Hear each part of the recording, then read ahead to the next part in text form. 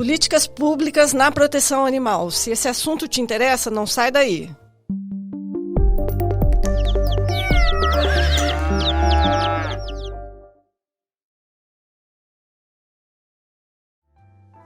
Olá, eu sou Beatriz Osório e você está no podcast Fala Bicho.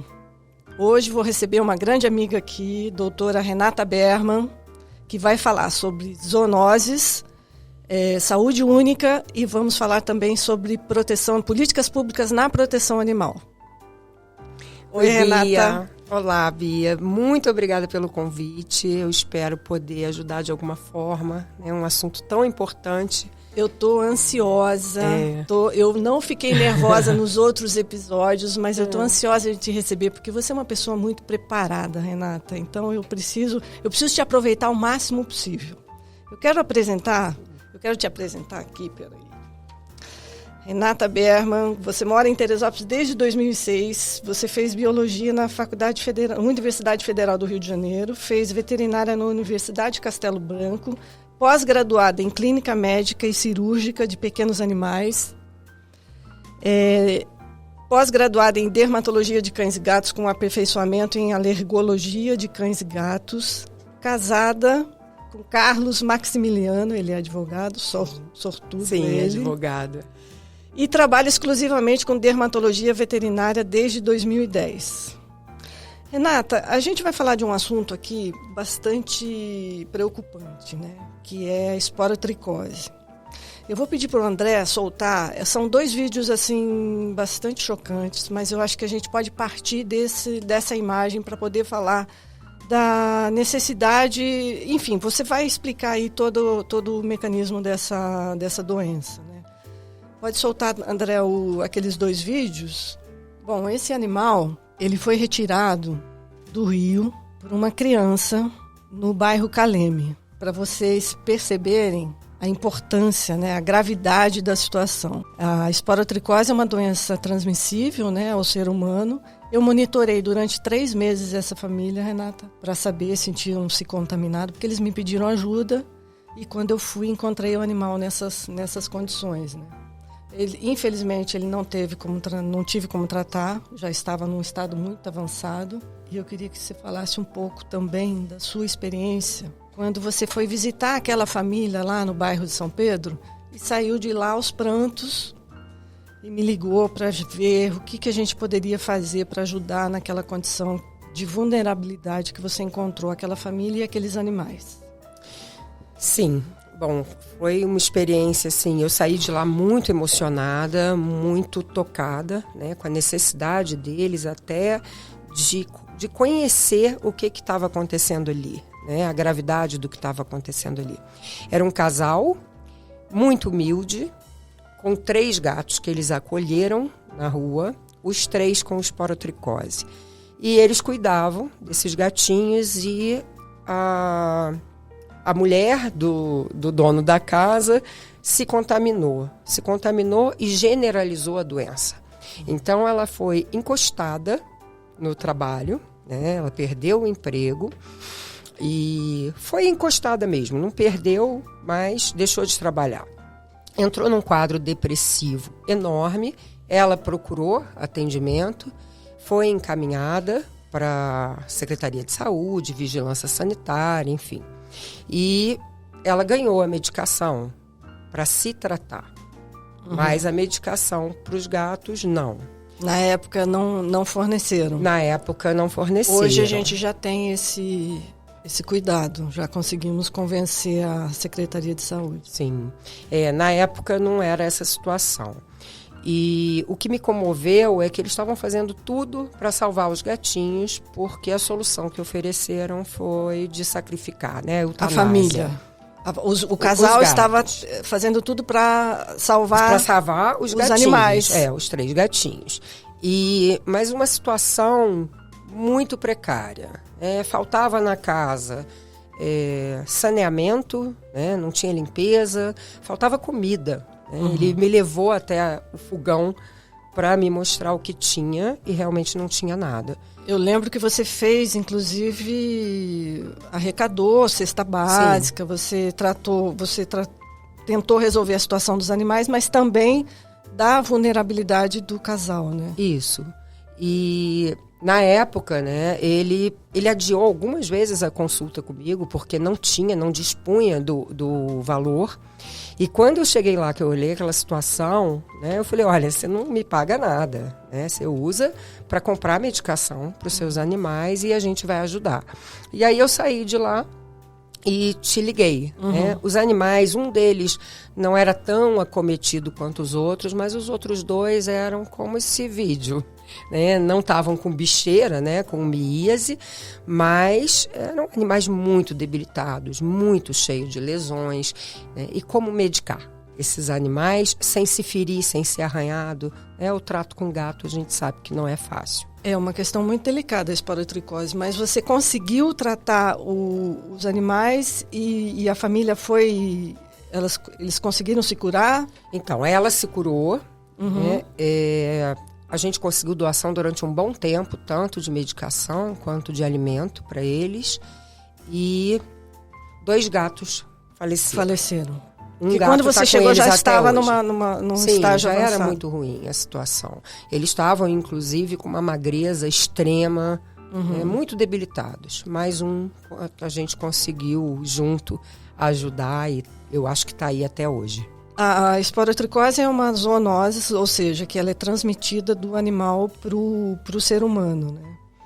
Né? Nesse caso, eles eram animais que frequentavam a rua, né? Que eram animais soltos, criados soltos. Sim. E eles, como é que eles adquirem essa doença? Então, a esporotricose... Eles são hospedeiros, né? Sim. Tá. A esporotricose é até assim... erroneamente, né, chamada de a doença do gato. Né? Ela não é a doença do gato. O Sporotrix é um fungo que habita o solo. Ele está na terra, ele está nas cascas de árvore. Tanto, há tempos atrás, a doença era chamada de doença do jardineiro, ou doença da roseira, porque os jardineiros se feriam e adquiriam a esporotricose. E os gatos, pelo hábito de afiar as unhas nas árvores e de enterrar as fezes no solo, então eles acabam alojando, né, albergando o fungo embaixo das unhas. E aí, ao arranhar, eles transmitem esse fungo, tanto para nós quanto para outros animais. E em relação a outros animais, o gato normalmente transmite quando briga. E aí eles brigam normalmente ou por alimento ou por fêmeas. Então é essa forma de contaminação. O tratamento é demorado, né, Renata? Bastante. O tratamento, na verdade, não existe um protocolo. A esporotricose tem que ser tratada por 2, 3 ou 4 meses. Tem animal que eu estou tratando há 1 ano, 1 ano e meio. O protocolo de tratamento não tem mais nada, a gente faz mais 2 meses. Porque um fungo que fica ali prolifera tudo de novo e pode vir resistente ao medicamento que usou. Itraconazol. É o tratamento de eleição. Já existe resistência ao itraconazol, bastante significativa. E esse medicamento é usado para os animais e para os humanos? Sim, mesma medicação, com doses diferentes. Fornecida pela rede pública?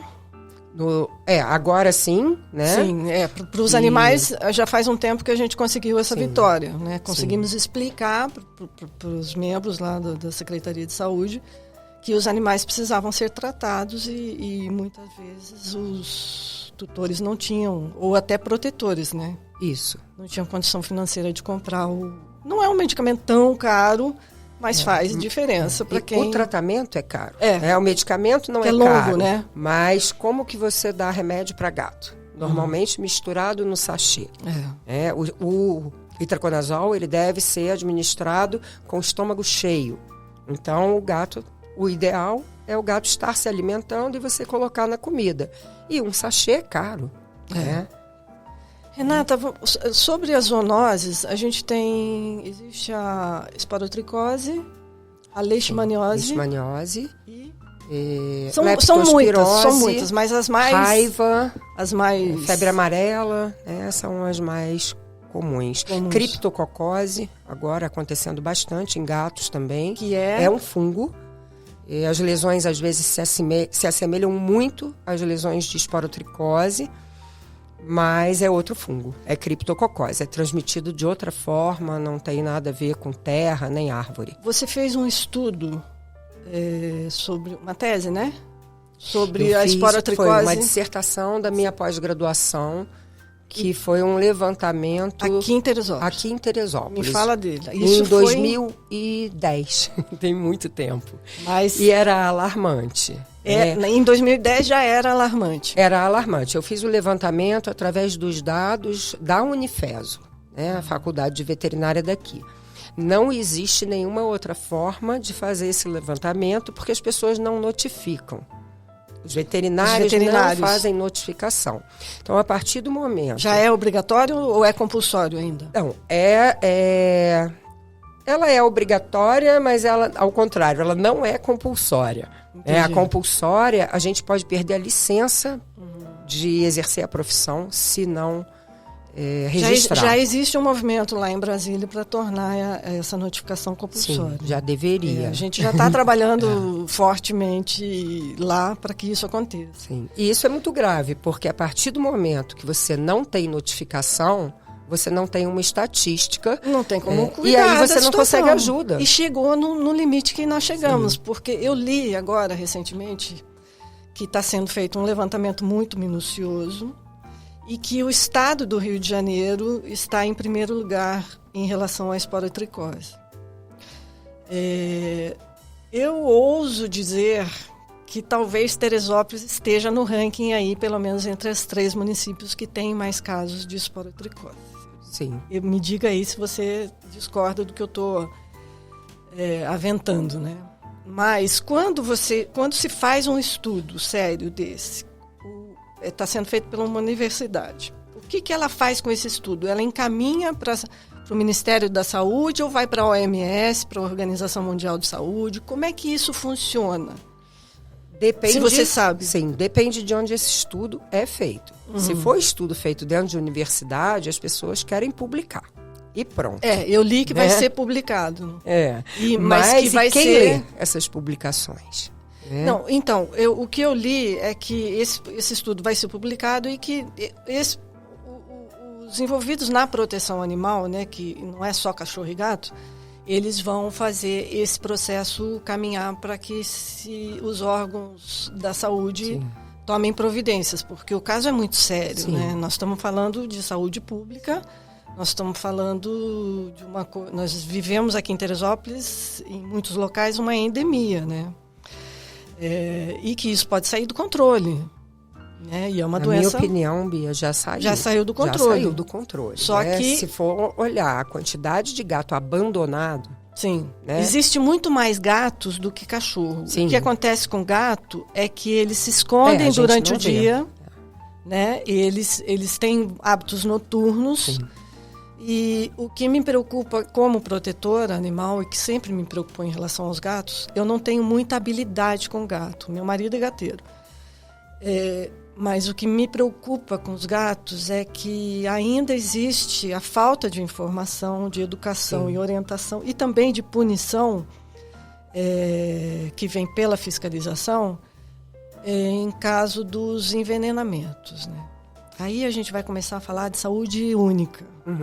Com esse exemplo que eu dei, ele foi tirado dentro de um rio por uma criança que foi para casa, que deitou, que dormiu, ou seja, ela teve contato com esse fungo. Né? Então, eu acompanhei durante 3 meses, fiquei muito preocupada, porque eu queria rapidamente detectar se tivesse tido alguma coisa. Mas olha só, já estava em contato com a água, ou seja, contaminando, né? Com o solo, contaminando o meio ambiente.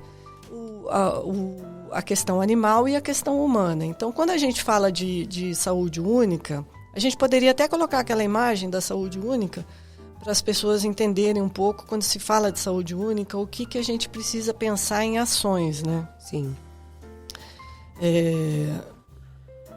Quando a gente pensa em políticas públicas, a gente precisa pensar num todo. Né? A gente tem que abrir o olhar para uma coisa mais... abrangente, né? Então, quando se fala de saúde única, o termo saúde única, ele não é recente, só que não existe conhecimento e nem eles não aplicam esse tipo de trabalho, né, de saúde única que envolve a saúde humana. Não existe como você trabalhar sem a saúde humana, animal e a saúde ambiental. Sim. E o que me preocupa é o envenenamento dos gatos, porque eu moro próximo do Caleme, por exemplo, e existe muito envenenamento. Então, já existe aí um contato de um veneno, que uma criança pode ter contato, que vai cair no solo, que vai contaminar o rio e que isso acaba vindo para o nosso consumo, o nosso contato, né? Então, em relação a essa questão, seguindo lá a pergunta que eu tinha te feito, né? Quando se faz uma publicação e essa publicação ela tem intenção de que os órgãos competentes eles tenham ciência da situação e tomem providências, o correto seria a Organização Mundial da Saúde, ela vai entrar em contato com o Ministério da Saúde e o Ministério, vamos supor, né, que Teresópolis esteja no ranking lá e que seja uma das 3. Aí o Ministério da Saúde vai entrar em contato com a Secretaria de Saúde aqui de Teresópolis. Isso é o processo que deveria acontecer e que a gente vai trabalhar para que aconteça. Sim. Tá? Nós no meio da proteção animal, nós vamos trabalhar para que aconteça. E aí, quando ela entra em contato com a Secretaria de Saúde, a Secretaria de Saúde tem que apresentar um projeto que esteja sendo executado ou que vai executar em relação a esse problema. Estou errada ou seria isso? Eu não sei se já chegou nesse patamar de Organização Mundial de Saúde. O que a gente sabe hoje, nos congressos internacionais, as palestras de esporotricose são ministradas por veterinários brasileiros. Porque aqui é um caos. É propício também por causa do calor, né? É onde o clima tropical. E não tem lá fora, né? Estados Unidos, Europa, existe. A maioria dos animais é castrado, né? A maioria dos animais são domiciliados. A coisa é levada a sério, né? E aqui não. Não, mas você sabe que está mudando muito. A gente está trabalhando para que a coisa... Né? Sim, é o trabalho de conscientização.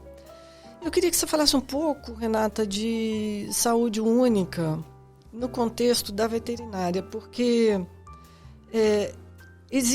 foi em 2011, deixa eu pegar aqui uma cola. Desde 2011 foi publicado uma portaria 488, que foi em 21 de outubro de 2011, que insere o médico veterinário na equipe do NASF, né, que seria Núcleo de Atendimento de Saúde à Família. Ou seja, se o Núcleo de Atendimento de Saúde à Família tivesse chegado naquela família que estava contaminada e tinha seus gatos contaminados, e que esses agentes de saúde detectassem que ali teria que ter uma análise de um veterinário. Se esse veterinário já estivesse incluído nesse núcleo, eles não teriam tido tanta evolução e também não transmitido, porque qualquer lugar que eles tocam, eles acabam contaminando, né? Sim. Então, isso se prolifera muito rápido. Falando do contexto da saúde única, a presença do médico veterinário nesse núcleo de atendimento é fundamental, né? Sim.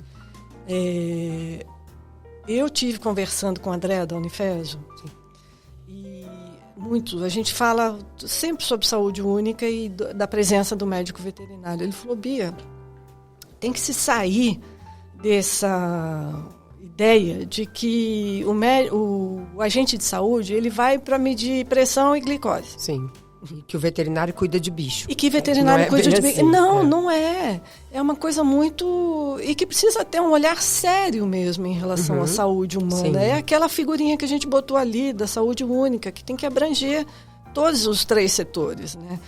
E ele até ofereceu o André, a FESO sempre oferece, né? Mas ele ofereceu, olha, se não tiver condição de inserir o agente de médico veterinário no núcleo sendo remunerado, a gente arruma, a gente vê uma viabilidade de estágio, de alguma maneira dos alunos que já estão aptos a isso, a fazerem parte dessa equipe. Então, isso é fundamental. Eu achei isso brilhante.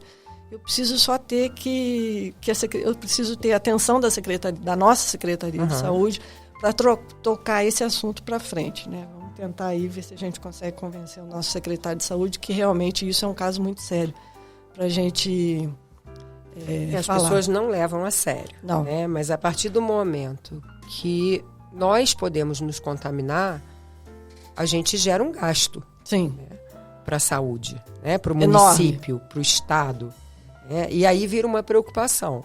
Mas até muito pouco tempo atrás, essa preocupação era com as pessoas. Né? Aquilo que você falou, o agente de saúde ia na casa das pessoas e nem olhava para os gatos. Aquilo não era uma preocupação deles. E assim, até hoje, Bia, é muito, sabe? O veterinário é muito colocado numa posição de, veterinário é médico de bicho.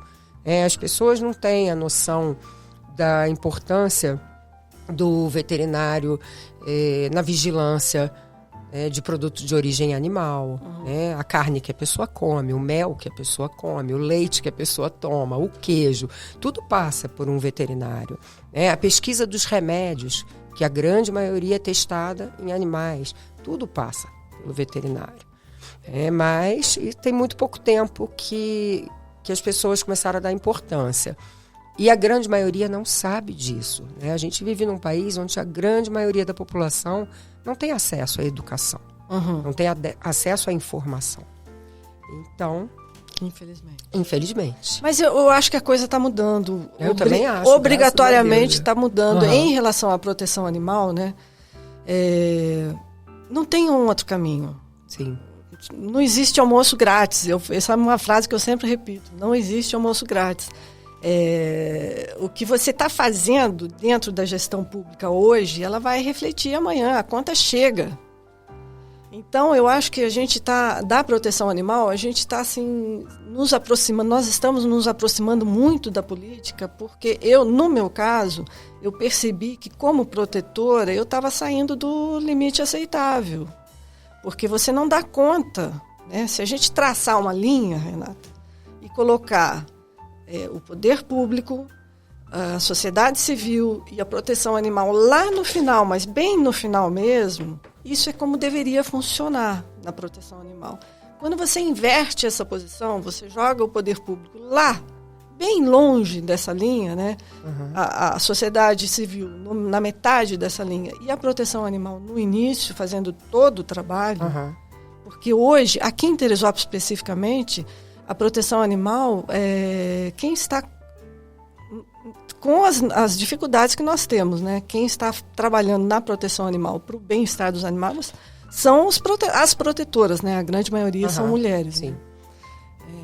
Então, é uma coisa que é preocupante. Então, a gente precisa, mas eu não sou o tipo de pessoa que eu brigo e que grito e que falo mal e que ataco, porque eu acho que isso afasta muito a classe política. Não existe político que se aproxime desse tipo de pessoas e de classe para poder tentar resolver o problema. E a política é extremamente necessária para a gente conseguir recurso. Exato. Né? A gente Não precisa dá ter um diálogo. Eles, então, a gente precisa ter um diálogo saudável, respeitoso, e ambas as partes. Eles precisam entender a nossa necessidade, né, que é a proteção animal. A gente está vendo ali o sofrimento do animal, mas existe uma questão por trás disso, que é a saúde pública, né? Sim. Que é o mau uso do dinheiro público quando você não olha para esse tipo de situação. Né? Se eu estou na frente de um gestor e digo, olha, isso precisa acontecer dessa maneira, porque o recurso público não está sendo bem usado, isso diz a mim e diz a ele, porque eu pago o imposto e ele administra o dinheiro que a gente destina para os impostos. Então, os políticos hoje, eles estão se inteirando da situação. Eles estão... Porque a concorrência é muito grande. Hoje em dia você não troca, você não ganha mais voto sem merecer aqueles votos. Né? Normalmente a saúde não é a prioridade, né, Bia? Não. Esse que é o problema. Nem a humana, né? Não é a prioridade, né? O orçamento, ele é educação, saúde e segurança. Mas e vai para a saúde? Eu acho que vai. Pouco, né? Vai para a saúde, assim. o segundo maior orçamento é para a saúde, mas não chega na proteção animal. Sim. E aí falando assim, não sei se a gente vai falar de outras doenças, né? Mas a leishmaniose, que é de notificação compulsória. Por quê? Porque 90% das pessoas com leishmaniose visceral que não são tratadas, morrem. E como é que se adquire essa doença? Então, aí a gente entra na saúde única. Ela é transmitida pelo mosquito palha, isso é um apelido. O nome do bicho é meio complicadinho, acho que não vai construir, acrescentar grande coisa. Mas esse animal, ele tinha que estar na floresta. E por que ele não está lá? Porque ele não tem mais alimento na floresta. Então, ele está vindo para dentro das nossas casas. E nas nossas casas, assim, jardim, lixo, ele gosta daquilo ali, ambiente, com resto de matéria orgânica, úmido, quentinho e na sombra. É a boa vida. E ali, ele pica o cão, que é o hospedeiro intermediário, e o cão, então, vira um reservatório de leishmania. E aí outros mosquitos palha que piquem o cão podem picar uma pessoa depois e a pessoa adquirir a leishmaniose. E a leishmaniose é uma doença muito grave, muito grave. Até pouco tempo que eu digo 10 anos atrás, era raro no Rio de Janeiro. Minas Gerais sempre foi área endêmica de leishmaniose. Eu acho que não existe cachorro em Minas que não tenha. Nordeste, a prefeitura distribui coleira repelente e vai na semana seguinte para ver se os animais estão usando. E tem um relato de uma pessoa que trabalha lá na prefeitura, uma veterinária que trabalha na prefeitura, que quando ela vai na casa, às vezes as coleiras estão no pescoço das crianças, porque eles têm pavor, porque morre, e morre muito. Então... Nós temos casos de leishmaniose aqui em Teresópolis? Sim, temos. Nós temos... Eu vou fazer a pergunta de novo, Renata. Nós temos casos de leishmaniose aqui em Teresópolis? Sim, então eu vou responder assim, Sim, a gente tem caso de leishmaniose. Apesar de muita gente insistir em dizer que não existe leishmaniose em Teresópolis, existe. Não é muito. Até pouco tempo atrás, a gente achava que o mosquito não sobrevivia à mudança brusca de temperatura entre o dia e a noite, e por isso a gente não tinha aqui. Hoje, as temperaturas estão absurdas, A gente tem calor em Teresópolis como nunca teve, de manhã, de tarde, de noite. E eles estão aí, O Guapimirim está cheio de leishmania. Aí vai dizer que o mosquito não sobe a serra? É claro que sobe. Mas não existe diagnóstico. Ninguém testa. Entendi. Então, se não testa, não descobre. Porque a leishmaniose ela pode ficar incubada por 7 anos. Entendi. Então, se você não testar, você não sabe se o animal tem ou não tem. E já existe leishmaniose em gato também. Bom, vai chegar. Vai. A Vai conta chegar. chega, eu falo. Não existe almoço Isso. grátis. Se a gente não cuidar enquanto tem como cuidar... Sim. uma E aí hora a gente vai... entra no saneamento básico, que é ali que o mosquito se prolifera. A gente entra no desmatamento, que é isso que faz eles chegarem até nós, na construção desenfreada, enfim, tudo junto. Tudo Tudo é junto. a saúde única. É a saúde única. Meio ambiente, humano Isso. e animal. E não se consegue controlar sem educação. Porque até pouco tempo atrás, o que eles sugeriam era que todos os animais positivos para leishmaniose tinham que ser eutanasiados. A gente não podia tratar, o veterinário não podia tratar. Porque a medicação é a mesma para gente e para bicho. Então, não podia usar para bicho em detrimento da saúde humana. Hoje, a gente pode tratar. Ótimo. Só que a gente não faz diagnóstico para tratar. Então, vai tratar o animal quando ele já está caquético, pele e osso, com respiração ruim, com problema articular, lotado de ferida na pele. Esse animal normalmente não tem muita chance. Se a gente diagnosticar lá no comecinho, aí a gente trata o animal e ele deixa de ser um reservatório para o mosquito. Sim. Então acaba que nos previne. E agora todas as campanhas estão sendo feitas com isso. Diagnóstico precoce e tratamento. Porque o animal deixa de ser um reservatório, deixa de ter a quantidade que tem, né? Eu queria muito entrar aqui num assunto que eu acho muito interessante, que é a função da proteção animal. Sim. Trabalhar junto com o poder público é fundamental, né? Como parceiros. Uhum. Eu sempre falo isso, repito, quem me escuta já deve cansar, mas eu acho que a proteção animal ela tem que fazer um estágio dentro do poder público para entender a dificuldade, como é difícil. Eu estou dentro do poder público como voluntária já há quase 5 anos. Eu tive que negociar muito comigo mesma, porque é muito difícil. É frustrante. É frustrante, assim, mas eu sou insistente e persistente, quase inconveniente. E eu acho que o poder público também deveria fazer um estágio na proteção animal. Mas isso não vai acontecer, né? Eu acho fundamental essa parceria porque um não existe sem o outro. Se a proteção animal hoje cruzar os braços, hoje nós protetoras, nós estamos sobrecarregadas. Uhum. Financeiramente, Sim. emocionalmente, fisicamente. A proteção animal está doente, Renata, ela está sangrando.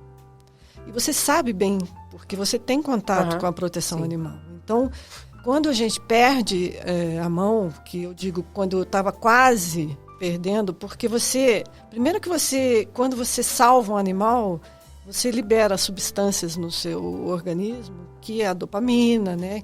Que são substâncias que te deixam feliz e contente. Sim. Então, isso vicia, sabe? Você estar bem salvando aquele animal é viciante. E isso, quando você... E aí você perde a mão porque você não tem mais controle, você quer salvar. A única coisa que você quer ver é aquele animal que está na rua sofrendo, né, por falta de políticas públicas, por falta de fiscalização, de punição, de conscientização, né? E aí a gente não está mais dando conta, a proteção animal não está mais dando conta, porque não conseguiria jamais, por mais que as protetoras tenham condições, elas jamais conseguiriam dar conta, porque isso é função do poder público, de fazer em grande número. Quando eu falo que nós estamos assim doentes, é porque a doença emocional, Sim. sabe? A gente perde a autoestima. É muito comum você ver protetora aí com a raiz do cabelo toda precisando fazer um implante, doente. E quem cuida dessas? A roupa, né? As roupas porque vive sujo, porque está lá lidando com os animais o dia inteiro. Você perde, é preciso ter o cuidado, né? Principalmente mulher, né? E quem cuida desse emocional, né? Dessas protetoras? Não cuida, pelo contrário, né? Só atribui ao protetor responsabilidades que ele não tem, né? Como se fosse obrigação. Quer dizer, um protetor hoje dizer, olha, eu não posso aceitar seu animal, ele passa crime. A ser um horror. Sim. Né? Ninguém sabe quantos animais ele já tem.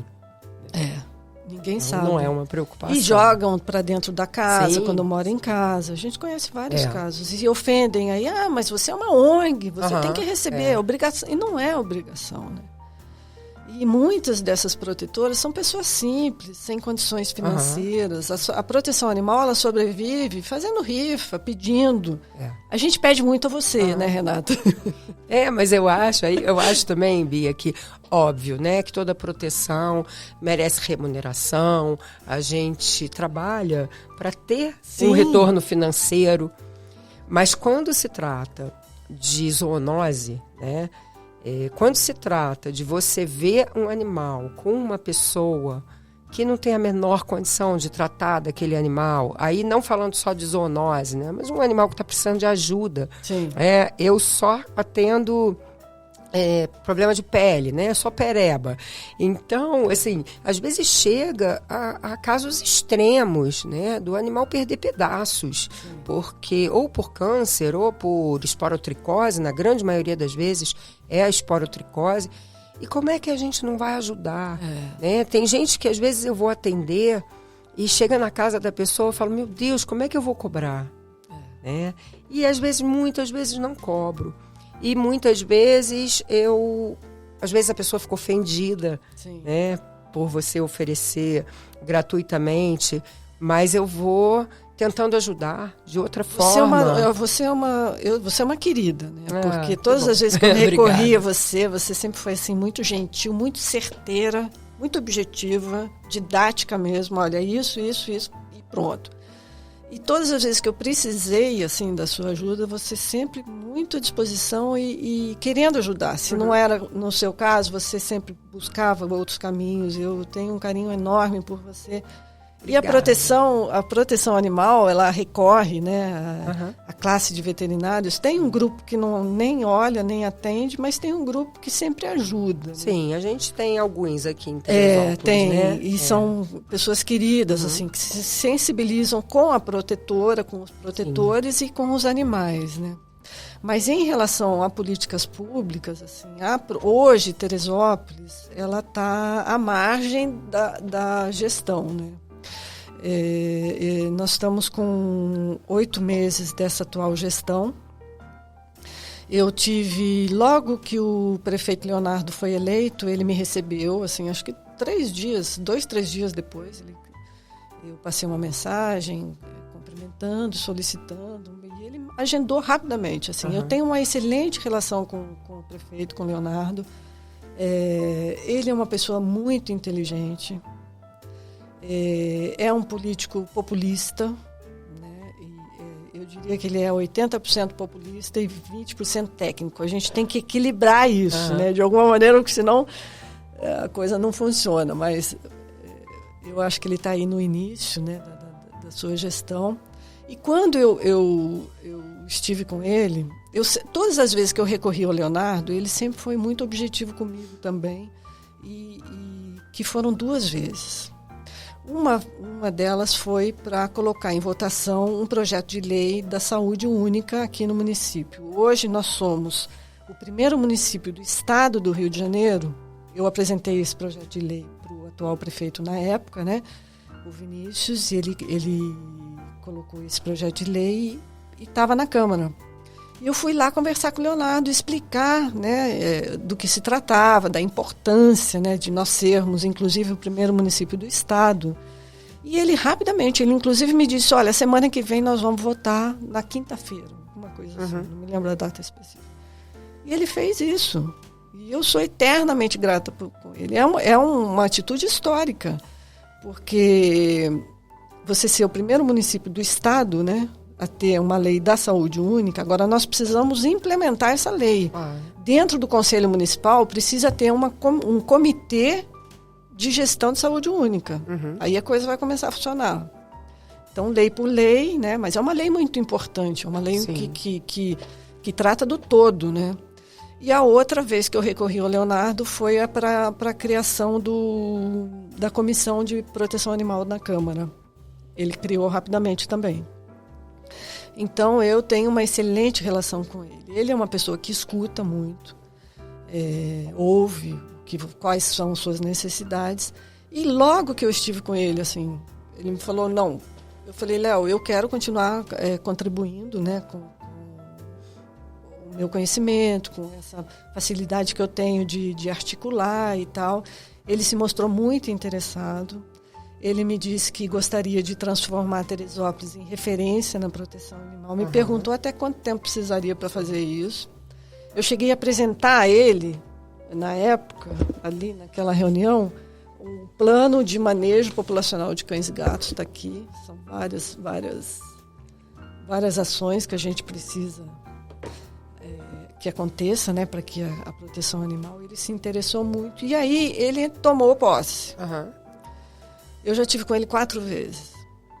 Ele tomou posse e vieram os problemas da cidade, né? Os problemas todos. Que a proteção animal não é prioridade para governo nenhum. Federal, estadual e muito menos municipal. E tivemos com ele eu tive com ele 4 vezes, e uma das vezes ele falou, olha, em 3 meses a gente consegue começar a fazer alguma coisa. Nós estamos indo para o 8º mês de gestão. O que mais me preocupa é que a proteção animal ela está regredindo. O que a gente vinha construindo, ela regrediu. Hoje o número de animais que está na rua é muito grande. Não sei se você notou isso. Sim, muita coisa. E a reclamação também chega em você, né? Chega até você para o seu conhecimento, não que você tenha que resolver, mas as pessoas sempre comentam. Sim, não, sempre pede ajuda, né? Pede ajuda. Será que não consegue? Alguém não quer? É. Será que alguém quer? Ninguém quer, ninguém tem onde mais botar, né? Não. As pessoas estão sem espaço para acolher mais um, né? A proteção animal está sobrecarregada, né? Hoje a gente vê cavalos em vias públicas. Isso já há muito tempo que a gente não via. Tinha sido proibido. Há muito tempo que a gente não via. E isso acabou como? Fiscalização. Sim. O cavalinho estava na rua, o curral de apreensão lá de Seropédica vinha, capturava o animal e levava. Se o dono quisesse o animal de volta, na proteção animal não é o ideal, mas foi o que resolveu no momento. Ele tinha que pagar uma multa para trazer o animal de volta. E ele perde o animal. Então, eles pararam de fazer isso. Pararam de deixar. Eles iam para o fim de semana, churrasco para o fim de semana, e deixavam o animal desde sexta-feira lá, pastando. Né? E isso é um perigo em vias públicas. Então, isso tinha acabado. E agora a gente já vê. Nós temos um número de reclamações que não tá sendo dado conta, né? Nós não temos estrutura na COPBEA para atender todos os casos de reclamações, de denúncias, né, de maus tratos, porque a gente não tem um carro funcionando, e quando funciona ele está quebrado, aí eles têm a equipe que está sendo liderada hoje pela Josiane, né, que é da COPBEA, que, aliás, eu preciso render aqui grandes agradecimentos à Josiane, porque o que ela faz é por amor, porque só por amor, porque está fazendo, e ela faz bem feito, sabe? O que ela tem condição de fazer, ela faz muito bem feito. Ela tem participado de fiscalizações e também das feiras, que é muito importante. Sim. As feiras de adoção. Que também ficou um tempo, né? Sem ter uma época. Ficamos. E agora voltou, graças a Deus. Voltou. Agora, isso tudo tem toda uma necessidade por trás, assim, que a gente precisa ter o olhar da gestão pública para que isso aconteça, né? Se não é pelo amor, é pela dor. Sim. E eu não digo pela dor na revolta, tá? Eu não sou a favor de pegar os animais e ir para a porta da prefeitura. Mas eu estou dizendo porque as protetoras, elas não estão tendo mais condição. Não tem mais condição financeira, Renata. Não tem mais condição emocional, não tem estrutura física para abrigar tantos animais, né? E é muito sofrimento. O animal atropelado é obrigação do poder público acolher e tratar. E isso não acontece. A gente não tem um chamamento. A última vez que eu tive com o Leonardo, agora dia 1º, eu apresentei tudo que seria preciso, né, para a gente apresentar. Ele anotou, inclusive. Já tinha falado outras vezes, dessa vez eu fui mais incisiva, dizendo, Leonardo, a situação chegou no nosso limite, a gente não tem mais condição. Eu acho que daqui para frente, ele precisa realmente tomar uma atitude, estruturar essa pasta que é tão importante. Ela é subjugada por ser animal. Começa sendo até... A classe veterinária é subjugada, né? Vocês são médicos, tanto quanto um médico. Vocês estudam tanto quanto. O que eu fico muito triste, Bia, é que é o tipo de animal, sabe? Porque quando por exemplo, boi e vaca, aí a preocupação é grande, né? Por causa do leite, por causa da carne. Mas quando é cão e gato, é bicho de estimação. Então, azar, sabe? É problema. Isso é fresquinha, é frescura. Né? É bichinho de estimação. E não é assim, né? Não. Aquilo que você falou. Quando dói pela dor, quando vem pela dor, dói no bolso. E vai doer no bolso do governo, né? Por causa do tratamento das pessoas. Eu acredito, né, em relação a essas doenças. Eu ainda acredito que o Leonardo, como prefeito, ele vai cumprir com o que ele me falou, olho no olho. Muita torcida. Eu acho só que é falta de diálogo que afasta esse comportamento das protetoras agressivas. Acabam afastando a classe política. Sim. Nós temos uma comissão de proteção e bem-estar animal que, quando se fala de protetora, eles começam, já ficam... Nós tivemos algumas reuniões lá. E essas poucas pessoas, poucas protetoras que são agressivas, que ofendem, que usam ataques pessoais, e isso só atrasa qualquer Vira tipo. também uma briguinha de vaidade, né? Sim. Quando todo mundo tinha que estar unido por uma única causa, Exatamente. fica cada um querendo aparecer mais que o outro. Não generalizando, né? Não. Tem muita gente boa também. Tem muita gente boa. E o que elas fazem, na realidade, elas gostam dos animais, elas acabam ajudando. Mas ajudariam muito mais se tivesse um diálogo, né, mais flexível, assim. Mas eu acredito muito que o Leonardo venha cumprir com a promessa dele, até porque a situação está muito crítica. Muito. Sabe? Nós temos as assustador. protetoras. E antes a gente se mobilizava, fazia uma rifa aqui. Hoje em dia o mercado está esgotado, Renata. Sim. E nós fisicamente estamos esgotados, emocionalmente estamos esgotados, porque a gente está vendo o número de animais crescerem nas ruas, a gente não tem condição de acolher, de tratar, e o poder público não está nos ajudando, não está dando suporte mínimo, sabe? É o mínimo. A gente precisa do mínimo para poder ajudar. E essa parceria, ela é saudável, ela é interessante, mais até para o poder público, ela é interessante. Então, a gente precisa sentar aí, o nosso prefeito precisa... Leonardo, você é o meu próximo convidado. Eu gostaria muito, prefeito, que você estivesse aqui para a gente conversar, assim como a gente vem conversando nas reuniões, né, que você tem me recebido. Eu gostaria muito que você viesse para o próximo episódio para explicar e falar quais são as intenções. Porque a gente fica sem saber e a gente começa a achar que, poxa, e aquelas promessas da campanha, né?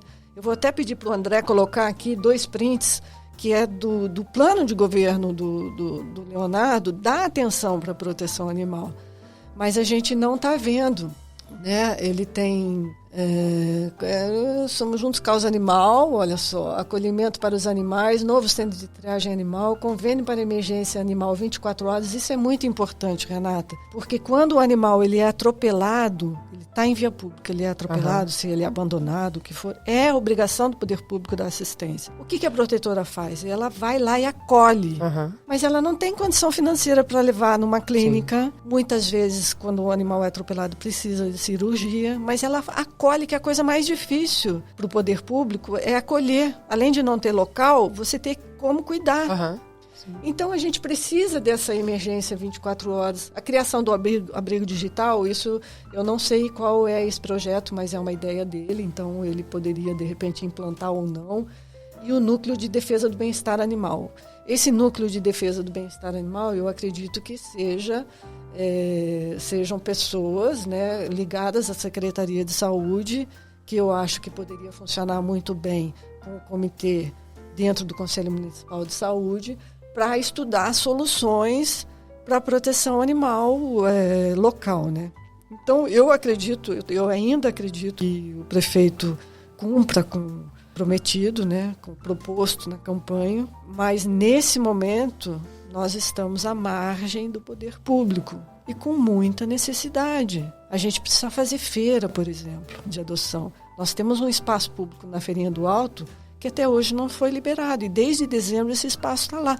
A Isabela de Paoli, que você conhece, ela viabilizou toda a estrutura, né, que são 2 toldos, tudo bonitinho, todo cercado. Não é aquela coisa, sabe, que é improvisada, não. É tudo muito bonito. O turista que chega ali, estrategicamente nós escolhemos um local que o turista que entra, né, ele pode até parar o carro ali perto se ele adotar algum animal. Tem uma parte de grama também, tem uma torneira perto, tem as árvores que fazem o sombreamento. Então, o local foi escolhido estrategicamente. Gente, nós acolhemos os animais e precisamos de um local para que eles sejam adotados, né? Hoje as feiras estão sendo feitas na calçada, à margem. E a gente não pode nem criticar, porque elas estão fazendo bem. Entendeu? Então, isso é uma questão assim simples de se resolver, né? Eu acho que é só ter mesmo, primeiro, intenção, né? E diálogo, vontade de sentar e conversar. Nós tivemos essa última reunião que nós tivemos com a Comissão de Proteção e Bem-Estar Animal, acho que está fazendo 2 meses. 3 dias depois, foi emitido um ofício para o secretário de Saúde para nos reunirmos, para a gente falar, olha, está acontecendo isso, a gente sugere isso e tal. E essa reunião até hoje não aconteceu. 15 dias depois, eu comecei a procurar o Leonardo e ele me recebeu. Quer dizer, ele que é o gestor de tudo isso, né? Ele se interessou em saber o que a gente estava querendo, estava precisando.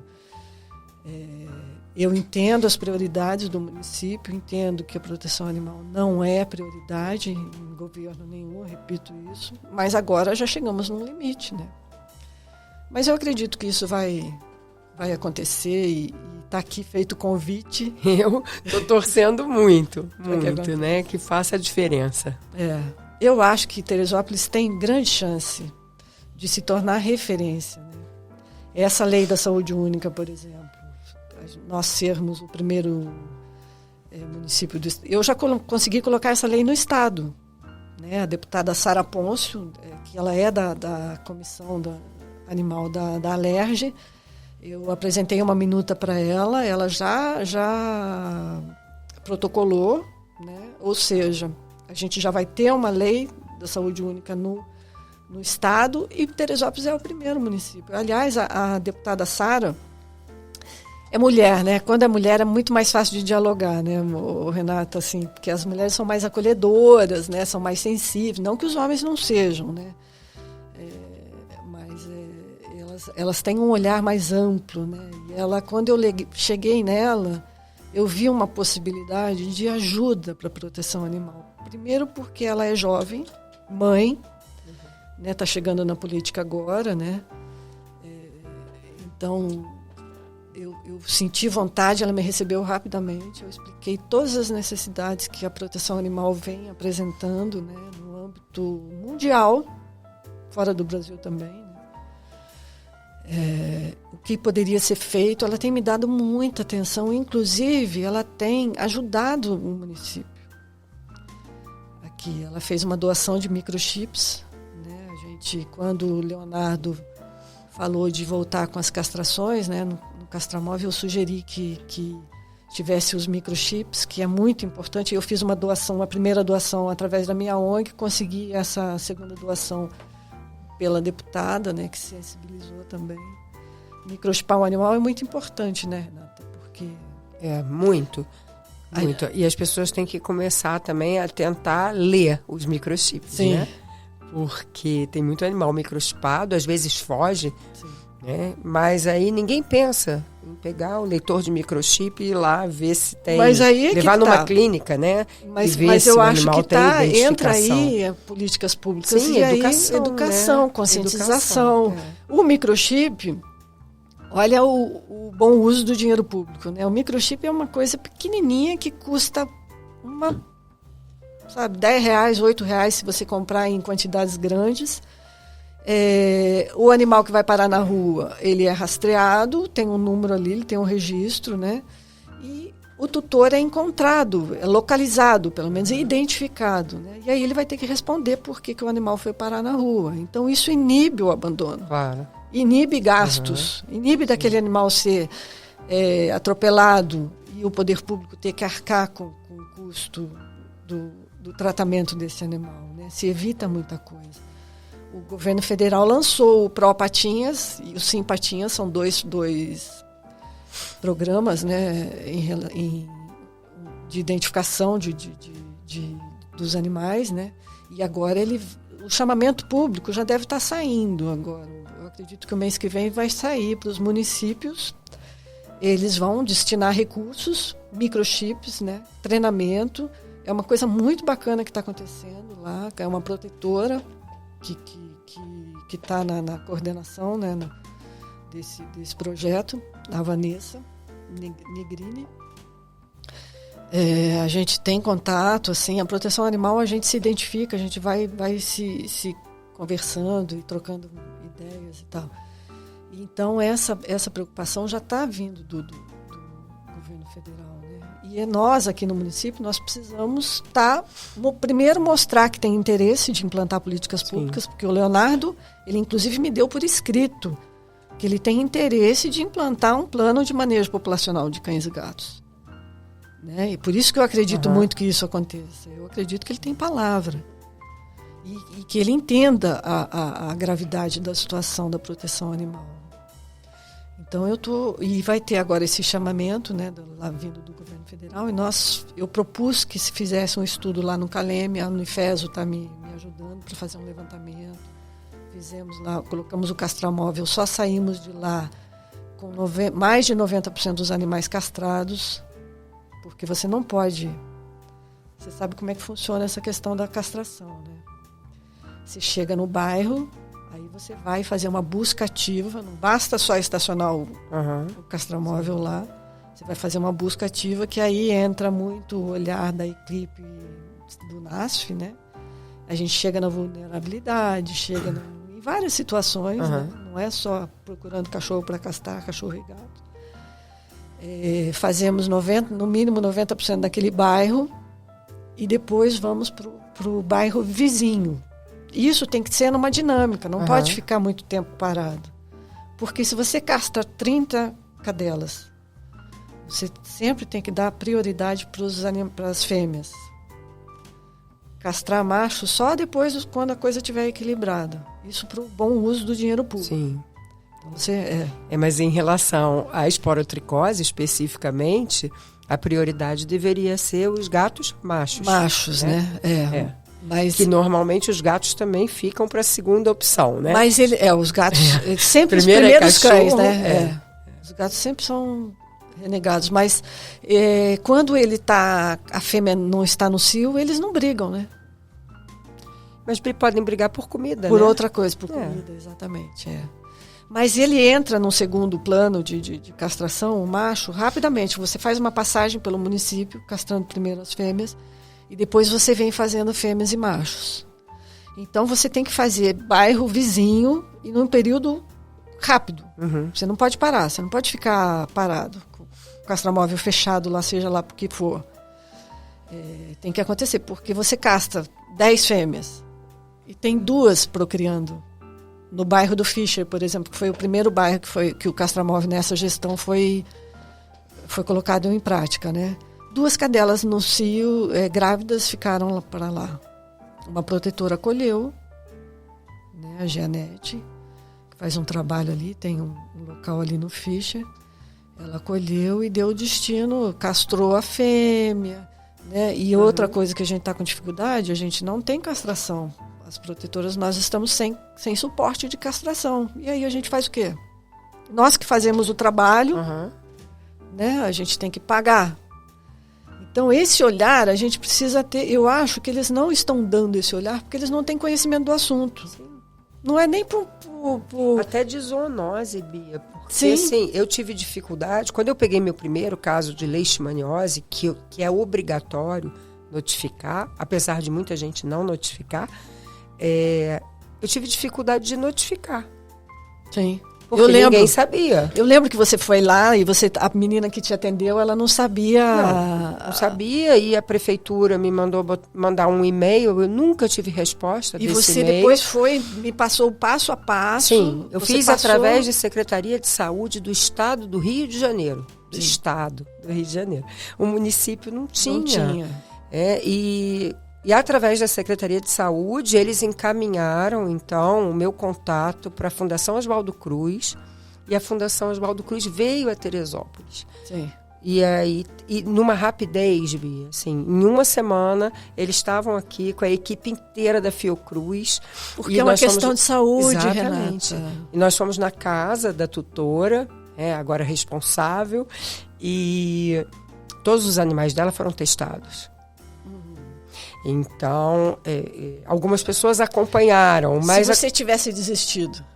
Pois mas assim, eu não desisto. Eu sei. Eu não desisto de jeito nenhum. Eu sei. Eu identifico isso em você. Eu também não desisto. Tanto que eu estou aqui hoje falando sobre saúde pública para comover, para chamar a atenção dos gestores, porque nós estamos precisando de ajuda. E quando eu falo nós, não são só os animais, são os habitantes da cidade. Né? E a grande maioria são mulheres. Alô, mulheres, nós somos maioria de votantes, inclusive. Somos mais de 50% da população que vota. Nós temos uma minoria eleita. Né? Na Câmara Municipal, por exemplo, são 3 mulheres. São 21 vereadores, 3 mulheres. E, na realidade, quem manda somos nós. Renato, quem manda na sua casa? É você. Não vem dizer que não é. Com certeza sou eu. Lá em casa sou eu. A gente negocia. Claro que não é nada imposto. Sim. Mas a mulher, ela tem um poder de persuasão, de convencimento. Ela tem uma maneira de resolver as coisas, impondo aquilo, a visão que ela está tendo, seja positivo ou negativo, ela tem essa facilidade. Então, e as protetoras, a grande maioria são mulheres, né? Eu estou falando isso para que chame atenção também para votos. Sim. Porque é interessante. Eu sei que os políticos pensam em votos. Bia, mas eu tenho certeza que eles sabem disso. Porque se você for olhar a proteção animal, né, na época de eleição, todo mundo está indo para o lado, até quem não todo mundo está indo para o lado de falar muito de cão engraçado. e gato.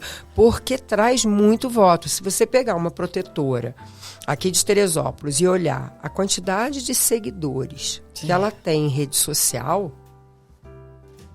muitas vezes mais seguidores do que o candidato. Né? Exatamente. Então, começa a ser uma coisa interessante, né? Sim. Porque você faz um trabalho bonito, você tem lá a proteção animal, isso no Brasil inteiro. É uma coisa gigantesca. E a gente tem uma força, Renata. As ONGs são enormes. Tem ONGs, né, aqui no Brasil que, sei lá, quantos seguidores tem, né? Falando de seguidor, né? E uma coisa publicada ali, uma coisa positiva publicada ali de um político, mas que vem de retorno, né? Para isso ele tem que mostrar serviço. Claro. Para isso ele tem que mostrar que ele quer realmente primeiro resolver o problema. E com ações. Uhum. Eu acho que nós estamos no começo de uma gestão que tem grande chance de ser reeleito. Tá? Nós estamos falando aqui de 4 anos, que já se foram 8 meses. Uhum. Mas ele tem grande chance de ser reeleito. Então a gente precisa mostrar que nós temos interesse, que nós temos. Eu gostaria até de sugerir ao prefeito Leonardo mudar o slogan, assim, né? Porque gente que cuida de gente e animais. Porque não tem como, é uma questão de saúde pública, é uma questão de saúde única. A gente pensar sempre em saúde humana, ambiental e animal. Então vamos mudar esse slogan, Leonardo. Vamos passar para gente que cuida de gente e animais. Mas eu tenho certeza que isso vai... E hoje tem o foco também do animal que cuida de gente, né? O suporte emocional. Suporte emocional. Sabe onde é que isso apareceu? Na pandemia. Pois é. Não, e gente, assim, animais que são treinados, por exemplo, para pessoas que têm epilepsia e a pessoa exala um odor antes de ter a crise. E o animal percebe, e ele sinaliza para a pessoa ir para um lugar seguro, para não bater a cabeça. Os cães aí de apoio emocional, gente, a pessoa tem um laudo de um psiquiatra, ela precisa daquilo. Muitas vezes é aquilo que mantém essa pessoa sem depressão. Eu já fiz muitas adoções. Eu tive um grande sucesso nas adoções porque eu faço um pós-adoção bastante rigoroso. Gente, na pandemia, por exemplo, o que salvou muita gente, uma pessoa especificamente, eu tenho certeza que ela não teria sobrevivido. Ela é ansiosa. Sim. E uma pessoa maravilhosa.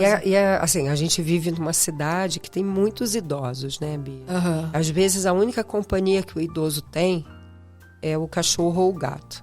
Eu tenho um caso bonitinho de uma cliente minha que já faleceu, mas que ela me ligava e dizia assim: Renata, eu preciso que você venha aqui porque a Mítia está precisando muito de você. E aí eu ia, né, marcava o horário, chegava lá, perguntava o que houve com ela. Ela dizia assim: tá com saudade. E era isso, eu sentava ali, conversava com ela 1 hora. E a grande preocupação da vida dela era que ela morresse antes da cachorra. Sim. Porque quem ia cuidar? da cachorrinha. Nós temos hoje, nos lares, mais pets do que criança até 14 anos. E a tendência é só aumentar, gente, nós né? temos hoje mais pets políticos. Nós temos hoje mais pets do que criança de 14 anos. Ou seja, é muito importante. A gente atribui, e se falando de mulher, né? Que eu estava falando das mulheres, a gente tem um poder muito grande de convencimento. Então a gente precisa ter esse olhar também para o sofrimento animal, né? Para explicar para aquela criancinha. Isso tudo passa na realidade passa pelos 5 eixos estabelecidos pelo Ministério do Meio Ambiente, que é programa de castração, não é projeto, programa. Então você tem que programar. Tem que ter um projeto, mas você tem que programar. Programa de educação nas escolas, que não é só cartilha. Eu consegui chegar na cartilha, não consegui implantar um programa de educação nas escolas. Eu tenho certeza que isso vai acontecer nessa gestão. Fiscalizações, porque quando você fiscaliza, hoje nós precisamos no mínimo de 3 fiscais na rua.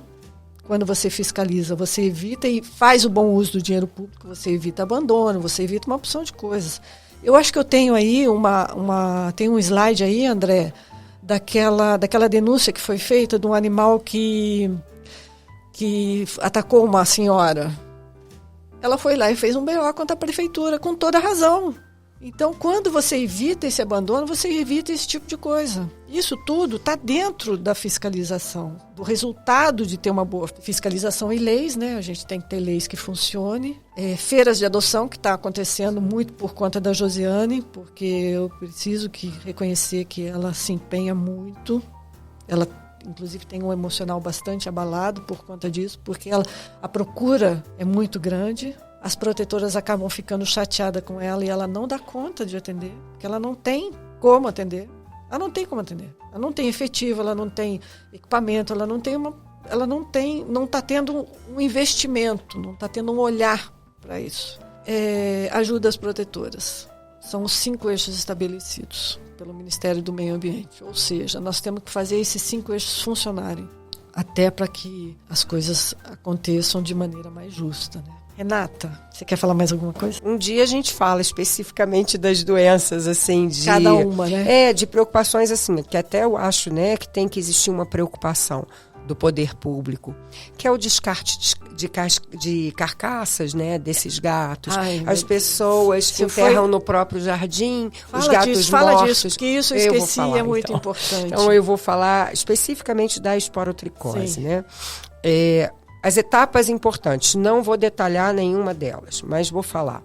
Primeiro, fazer um diagnóstico. O animal precisa de um diagnóstico através de exame. Tendo o diagnóstico, estabelecer um tratamento adequado.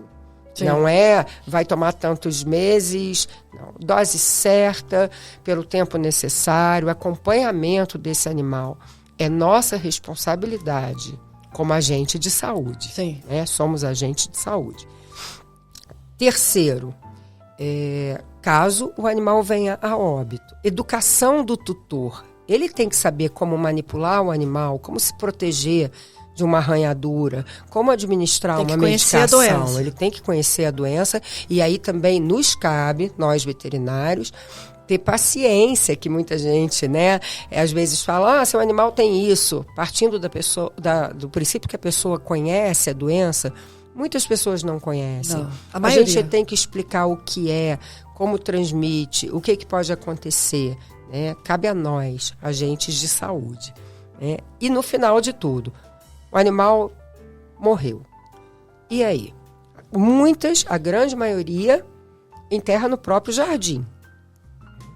E ali fica uma fonte de fungo para outros animais se contaminarem. Porque a gente sabe que quem tem gato normalmente não tem um só, né? Então, vira ali uma fonte de contaminação. O ideal seria... Então, o ideal é incinerar. Cremar. Né? Tem que ter. Nós não temos ainda um crematório em Teresópolis. Sim. Normalmente vai para Petrópolis. Sim. Na Mangueira, quando se faz corretamente. No Jorge Weitzmann, no Rio... na Mangueira, né, eles têm lá uma cremação coletiva de animais contaminados por doenças zoonóticas, doenças que podem ser transmitidas. E isso tem que ser. Né? E aí eu acho que cabe ao poder público, se a pessoa não tem condição, nem todo mundo tem condição de pagar 300, 400, 600 reais pela cremação de um animal, ou que seja uma cremação coletiva, 150 reais, né? Muitas vezes a pessoa não tem. O poder público tem que se responsabilizar por esse animal, porque ele é uma fonte de contaminação para outros animais e pessoas. Quando,